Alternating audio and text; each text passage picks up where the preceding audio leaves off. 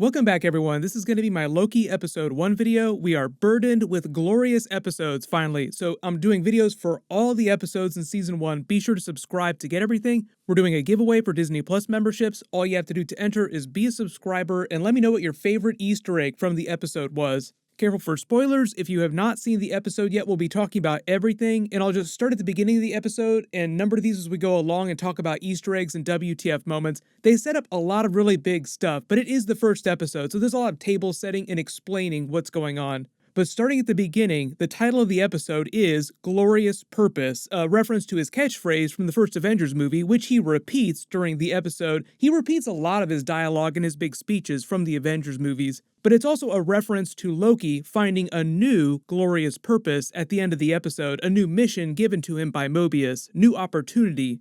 I can't give you salvation, but maybe I can give you something better. Owen Wilson was fantastic during the episode as Mobius. I'll explain his character in a second too, but he also calls Loki on a lot of his bullcrap. Like, what is your glorious purpose? What would happen if you became King of Midgard, King of Earth? Would you become King of Space next? What would you do if you were King of Space? And it's like Loki doesn't have an answer for that, like he's not thought it through that much. But the episode starts in the same Avengers Endgame time travel scene to 2012 with them redoing the elevator scene of them carting Loki off. They did change this a little bit. They added some footage and they got rid of some stuff to just kind of speed things along. Like they zoom in on his face as he's waving goodbye to the Hulk as they make him take the stairs. But they speed run to the part where Loki gets his hands on the Tesseract so that they can just get to the moment where he portals away and winds up in the Gobi Desert. And it's a very Iron Man 1 inspired scene. They have that funny moment with the locals where he sort of rushes to sort of collect himself and stand on the rock like he's getting ready to perform for them. And he gives them the same Loki, I am burdened with glorious purpose speech that he gave at the beginning of the first Avengers movie. They also give him his own custom version of the Marvel intro logo, just like they did on Wandavision and Falcon and Winter Soldier. It wasn't quite as crazy on Falcon and Winter Soldier as it was on Wandavision. The Loki version just changes the logo to Loki Green.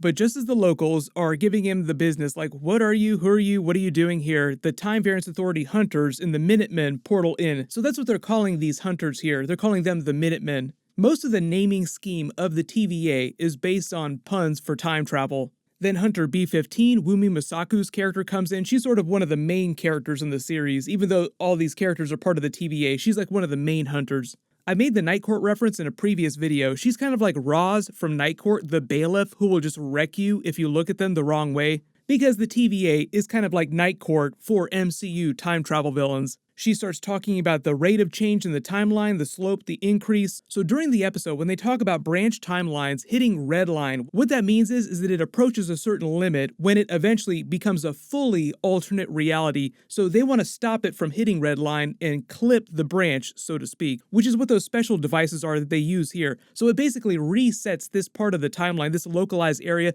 as if it never happened for these people. But you also get a good sense for some of their other core technology too. Like they have those stun batons, but they also have what they call the time twisters, which basically alter the flow of time for individual people. So Loki just winds up there feeling the sting as if it's like a continuous punch that just goes on for a minute. It's actually a little bit sinister. You could use that to torture someone, something fierce. And there are a lot of sinister overtones with the whole idea of the TVA and the Timekeepers that I'll talk about as we go through the rest of the episode. Very clearly foreshadowing them is some of the bigger antagonists in the series. There are obviously some big twists that they foreshadow during the episode too. Like the people you think are the villains probably aren't the real villains. When he says he's had a very long day, he's referring to his failed invasion of Earth during the first Avengers movie with Thanos' Chitauri forces, and says that he's had his fill of idiots in armored suits, referencing the Avengers. Then she muzzles him with that control collar, which is very similar to the control collar that Thor put on him, preventing him from using his powers and binding him to that special time twister. Then they set the reset device and take Loki back to the Timekeeper Citadel at the end of time. The technical term for it in the comics is the Citadel at the end of time because it was created literally at the end of the timeline before the heat death of this version of the universe.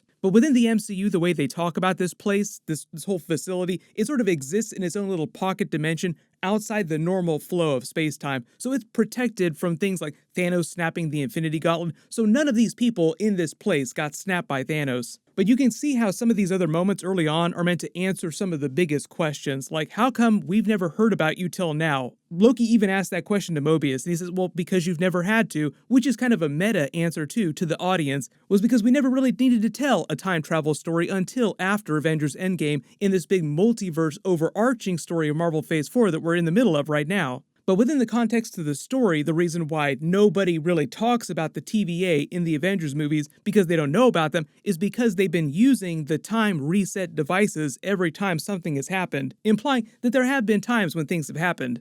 But I love their design language for the TVA. It's got this very tactile 1970s sci-fi vibe to it, very British seeming too. Like they're mixing a lot of classic sci-fi series like The Hitchhiker's Guide meets Doctor Who meets The Citadel of Ricks from Rick and Morty. And if you are a big Rick and Morty fan, the showrunner Michael Waldron actually came from Rick and Morty Season 3 to do this show. And he also wrote Doctor Strange 2 Multiverse of Madness. The Loki series is their first legit multiverse series in the Marvel Cinematic Universe, so it will have some crossover elements that help set up Doctor Strange 2 the same way that Wandavision did. And I will talk about the whole multiversal war that they reference, which is obviously a big Secret Wars lead up. They tease a ton of stuff. There is a lot of setup for many, many different things. So don't be surprised if you rewatch the episode a couple times and you keep finding new things and new Easter eggs.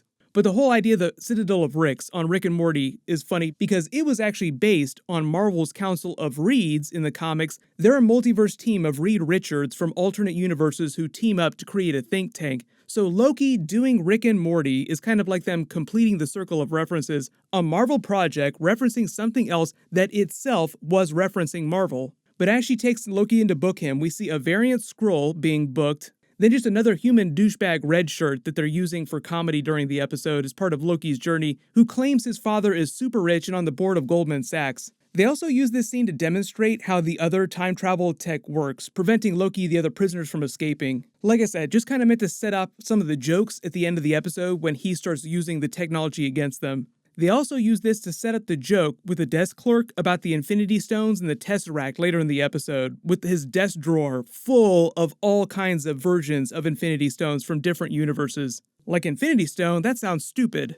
That's Marvel basically making fun of themselves, too, for using the Infinity Stones as such big plot devices for the entire 10-year run of the Infinity Saga movies. Bit of a meta reference for Marvel Phase 4, too, kind of like saying that Infinity Stones will not be a thing during Marvel Phase 4. Then she introduces Loki to the processing queue. He goes on about how amazing his fine Asgardian leather costume is. Didn't know he was such a clothes horse. It vaporizes it right off his body. You get that funny scene with him being naked. Then they have this very funny, complicated system of floor drops where they drop him a couple levels through each different room, sticking him automatically in a prison jumpsuit as he has to verify every single word that he's ever uttered. You have that funny scene with the cat, which is probably not a cat. As a lot of you have probably guessed, a cat is never just a cat in the MCU now, it's probably a Florkin. Then they promptly dump him down another level and make him verify that he was born as an organic being, and he does have a soul. They use it for a couple of jokes too, like Loki wonders for a second, like, wait a minute, what if I were a robot and I didn't know it? Like for just a hot second, he does kind of wonder, wait a minute, am I really a person? But what they're referencing there, though, are beings like Vision and Ultron, living machines that technically don't have souls. Although, if you are a big Star Trek The Next Generation fan, there was a very notable episode that dealt with this exact idea, the whole idea that Data did not have a soul, and by the end, the court decided that it was up to Data to decide for himself whether or not he had a soul. They take that photograph of his temporal aura, sort of to set up some of the later twists in the episode. They sort of use those to track the different variants. So like you leave your aura, your temporal aura on things that you touch when you travel around the multiverse. It's like a more complex version of a time travel fingerprint. As they travel into the queue, you see a bunch of posters. We see Miss Minutes. If her voice sounded familiar, that's because Tara Strong is the voice of Miss Minutes. Most of the posters, all the flair, all over the building in the different parts of the episode are all references to time travel. Like this one reads, behave, don't get your clock cleaned. And when they say cleaned, they mean scrubbed, as in deleted, which we see happen within a couple minutes of this. They also play a lot of time travel jokes too, like Miss Minutes repeats the exact thing that Loki said, as if they knew that he was going to say it. But then as he's going through the queue, Miss Minutes basically gives him the tutorial on the TVA, the history of the TVA, and it says the TVA was created because of a vast multiversal war. That's a reference to Marvel's Secret Wars happening in the future of the MCU. I'll probably do a separate video about this because we've all been talking about Secret Wars. Even the Russo brothers have been talking about doing a version of Secret Wars in the Avengers movies. With all these alternate timelines, fully alternate realities battling each other for supremacy, like a bunch of variant universes battling each other, until the Timekeepers emerged and created what they call the single sacred timeline for the entire multiverse. So the way they're canonizing time travel in the MCU timelines is that there's one timeline that encompasses the entire multiverse, all these alternate universes. And when a new branch timeline is created, they treat it like a fully alternate reality, and those happen through Nexus points, big major events that alter the flow of time. But during this part of the episode, and then later several times in the episode, Loki has this big speech. There are other big speeches about the nature of free will. People not really having free will because the Timekeepers dictate everything that's supposed to happen, everyone's destinies. It's meant to give off a very sinister vibe, because when Mobius is calling Loki out for his Avengers speech, giving to all those people from the first Avengers movie about them craving to be subjugated, free will being a bad thing, it's the same idea with the Timekeepers in the TVA. So I feel like that's a big foreshadowing moment that the Timekeepers themselves are going to wind up being bigger antagonists in the series than this other alternate Loki that they're trying to hunt down. You also notice during some of these animations, like when he's describing Variance, you notice the background looks exactly like the landscape on Titan from Avengers Infinity War. But a lot of you will probably remember Wandavision when they mentioned Nexus event, because Nexus was a big concept they introduced on Wandavision. That was meant to be an Easter egg for Scarlet Witch as a Nexus being in the MCU. So Nexus beings are rare individual entities with the ability to affect probability and thus the future, thereby altering the flow of the universal time stream, or the sacred timeline as they call it on the Loki series. These beings, each referred to as a Nexus, like Scarlet Witch, act as the keystones of the multiverse and are crucial to its ultimate coherence and stability. So these beings, Nexus beings, are vigilantly watched over by the cosmic forces like the Time Variance Authority and the Timekeepers to be aware of any temporal changes. So for instance, Loki is not a Nexus being, but because he had the Infinity Stone, he was able to create a big enough change that it created these branch timelines. What they're saying is that Scarlet Witch, as a Nexus being, doesn't need an Infinity Stone to do that. She could change the future on this scale without that. That'll sort of play into the idea of Doctor Strange 2: Multiverse of Madness. That's sort of your connection point to that movie from the Loki series. But they also give you the TVA's official slogan, for all time, always, as written by what they're calling the Narrative Commission. The funny meta reference here, the narrative being a reference to the story of the MCU, like, for instance, Kevin Feige is the head of the Narrative Commission of Marvel Studios because he says what the story is going to be. But then them melting this douchebag is just meant to be a callback to Thor Ragnarok and that funny moment where Thor freaked out watching the Grandmaster melt his underling after he himself going through a similar type of processing queue. Then they play the Loki title screen, and obviously the shifting style of the letters of his name are meant to be references to all the alternate versions of Loki that we'll see during the series. Then we get into the storyline with this alternate Loki that's going around killing TVA hunters in 1549 France, Mobius investigating the scene of one of these crimes. So my early theory here, just based on all the evidence they've provided and all the trailer footage that we've seen, is that it's probably Lady Loki, the female version of Loki that they're hunting down. But the way they explain it, this other Loki had apparently set a trap for the TVA. They sort of pay this off at the end of the episode too, like purposefully setting a trap for them so that she could steal this special time reset device. I believe this stained glass window behind Mobius as he's talking about the crime here is meant to be Joan of Arc, because we're in France in a church, and it's meant to foreshadow the Lady Loki twist, being responsible for all of this. Like they're using Joan of Arc's story as a metaphor for the story of Lady Loki. If you're not a big history buff, Joan of Arc was burned at the stake for heresy against the church. The TVA is kind of like a time church, so to speak. They call it the sacred timeline. They erase people, burn them, kind of, so to speak. It kind of looks like they're being burned or vaporized here when they're deemed variants or heretics against the main timeline. So it's like Lady Loki on the Loki series is Joan of Arc, metaphorically. Which also plays into the idea that she is not the real villain here, even though they're kind of portraying her that way at the beginning of the series. Like I said, a lot of big twists that they're setting up here. The showrunner also clarified the stained glass window depiction of the devil here, and the director also backed this up, that at no point did they ever discuss Mephisto on the series, so this depiction of the devil is not meant to be Mephisto.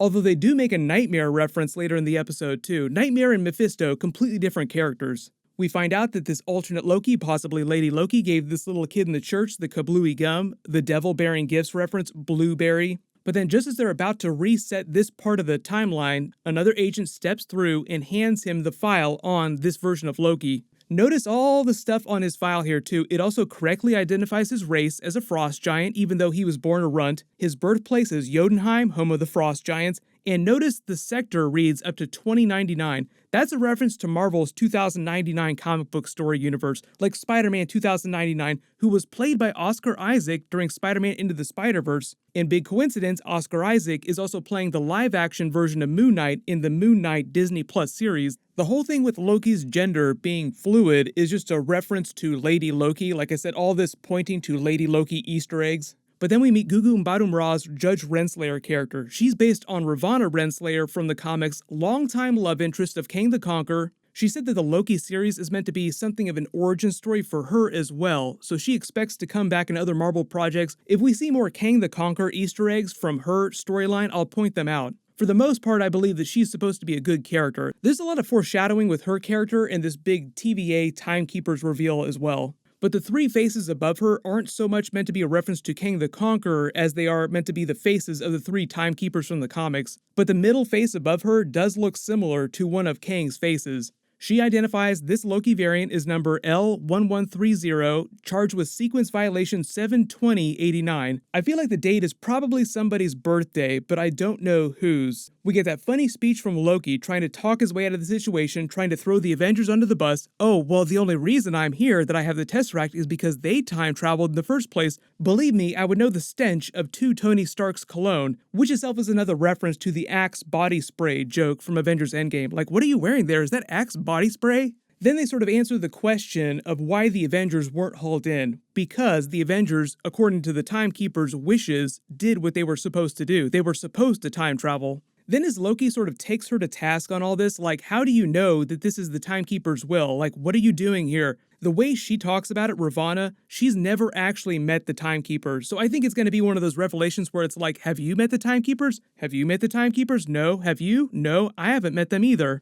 How does anyone know that this is really what their will is? To make a Wizard of Oz reference, who is behind the curtain? But then they set him up for that big joke of him trying to use his powers to escape, but the control collar prevents him from using them. They also explain that there's a wide area nullifier that just covers the entire area of the TVA's time citadel that prevents people from using any kind of magic. Then Mobius steps in to try and speak for him and get him on his case. But when he says, I thought there was no magic here, that's meant to be a callback to the first Thor movie when Thor was explaining advanced Asgardian technology like the Bifrost to Jane Foster. They made the whole joke about magic being just advanced science that you don't understand yet. Although technically there is magic and mystical energy in the MCU, but the Doctor Strange movie sort of explained it using scientific principles. But one of the big Easter eggs here in the background, you see the building reads T282 here. That's a reference to Thor issue 282, Thor versus Tempest, who was a time travel minion of Kang the Conqueror's. Also, the TVA itself as a concept debuted in the Thor comics, but it's mostly been used in Thor stories and in Fantastic Four stories. Mobius, the character that Owen Wilson is playing, actually debuted in the Fantastic Four comic book, but the way they wrote him on the series is to be sort of like the Deckard character in Blade Runner. Like you think about the Blade Runner reference to all the different replicants, it's meant to be the same concept with this version of Loki that we're following. As he goes around and learns about these alternate Lokis, he in turn learns more about himself and gains more self-acceptance. That's sort of what that final scene with him and Mobius is at the end of the series, where he talks about not really liking hurting people. I don't like to hurt people. I do this because I have to. And he sort of recalibrates his whole concept of his glorious purpose. He makes the joke about burning the place to the ground, and Mobius actually makes a reference to Nightmare, saying that that's a whole other department. He's making a reference to the Nightmare dimension, which is the place where the being Nightmare from the comics rules. Make all the Wandavision Nightmare jokes. Originally, he was actually supposed to be the main villain of Doctor Strange 2 when Scott Derrickson was still directing. The new main villain of Multiverse of Madness will be different though. But in the elevator, you notice all the buttons go to all the different floors. It's meant to be as confusing as possible, like one of them is a Miss Minutes button that probably takes you to the place where her core operating system resides. Later in the credits too, in the elevator, one of the readings says access denied, which would probably be part of the big reveal about what's really going on, like big Wizard of Oz reference. What is behind the curtain? What are we not supposed to see here? When Loki calls the Timekeepers space lizards, that's because they kind of look reptilian in the comics.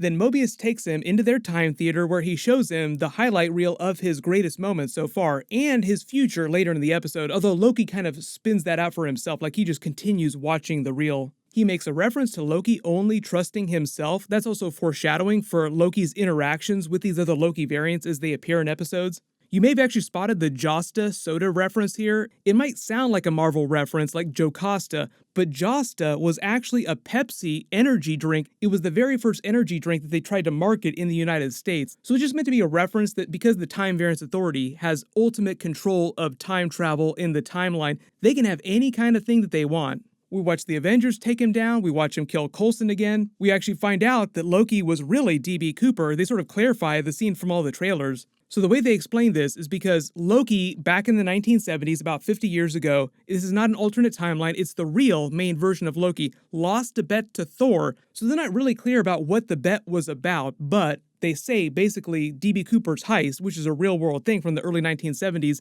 is what Loki had to do because he lost the bet. Then he starts hitting him with the other Loki's future, the original Loki's future, showing him about how he was responsible for the death of his mother, Frigga, and that's really when it starts to hit him. And the whole reason why Mobius keeps asking him if he enjoys killing people, if he enjoys hurting people, is just because he wants to get him to the point in his arc where he's honest with himself about who he really is and why he's doing all these things.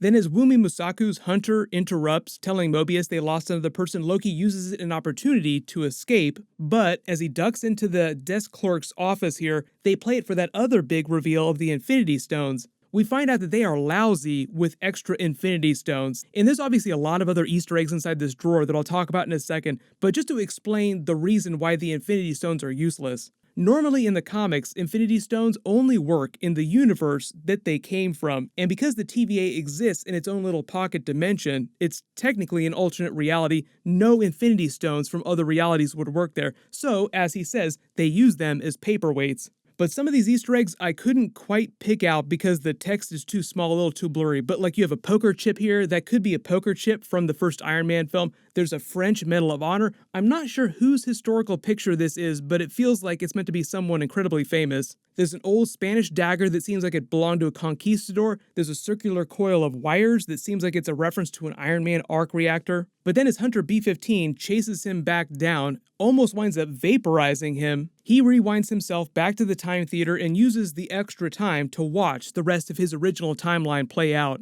But then we see the events of Thor Ragnarok. He watches as his father accepts him truly as his son, like the thing that he always wanted. Then he watches as Thanos kills himself and is just utterly shocked, silent by it. It reminded me of that scene from Christmas Vacation where Chevy Chase is watching his home movies in the attic just crying his eyes out. And you notice that as the timeline ends after he dies, the tape reads, Loki 616, a reference to the Marvel 616 universe. But technically in the past, Marvel has used a different universe designation for the MCU. But you get the idea. 616 was meant to represent the main Loki's timeline. And finally, Mobius comes back in after he sort of hits rock bottom and explains what the mission is. We need you because the other person that's killing all these men is a version of you. We're hunting Loki. And they transition to Oklahoma in 1858 with the same team from France earlier. It's the same hunter who was talking about the Loki that was stabbing people. They find some technology from the year 3000 that this alternate Loki, possibly Lady Loki, has left as a trap,